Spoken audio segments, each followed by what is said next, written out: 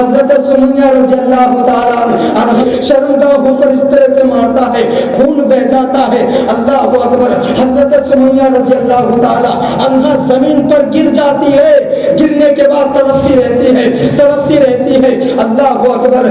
حضرت سمیہ رضی اللہ تعالیٰ عنہ کے شرمگاہ پر اتنی زور سے مارا گیا کہ خون بہ پڑا ہے، اور حضرت سمیہ رضی اللہ تعالیٰ عنہ زمین پر گر پڑی ہے، اللہ اکبر، رو رہی ہے، تڑپ رہی ہے۔ حضرت سمیہ رضی اللہ تعالیٰ عنہ ہے، ذرا میرے بیٹے کو تو بلا دو، حضرت عمار کو تو بلا دو، ذرا میں کچھ نصیحت کر لوں، اللہ اکبر۔ حضرت عمار رضی اللہ تعالیٰ عنہ بلایا گیا، جس کی ماں کو سامنے شرمگاہوں پہ مارا جائے، پیشاب کے راستے پہ مارا جائے، بیٹے سامنے موجود ہو، شوہر سامنے موجود ہو، ان کے دل پہ کیسے درد ہوا ہوگا، اللہ اکبر۔ حضرت عمار رضی اللہ تعالیٰ عنہ کو بلایا گیا، ماں تڑپ رہی ہے زمین پر، ماں تڑپ رہی ہے، اللہ اکبر۔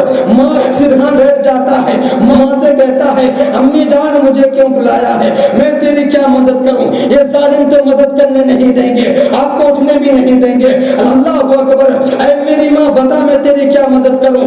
عمار رضی اللہ تعالیٰ عنہ ماں کے سر سے مٹی کو ہٹا رہے ہیں، ماں کے چہرے کو صاف کر رہے ہیں، اللہ اکبر، اور رو رہے ہیں اور کہتے ہیں امی کہ کس نصیحت کے لیے بلایا گئے، کیا وصیت کرنے والا، اللہ اکبر۔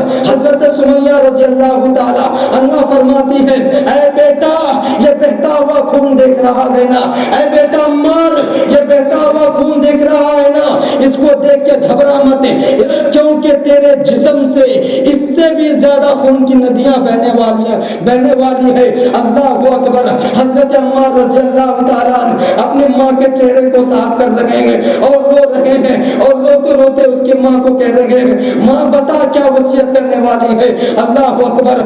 ماں کہتی ہے بیٹا میری تمنا یہ ہے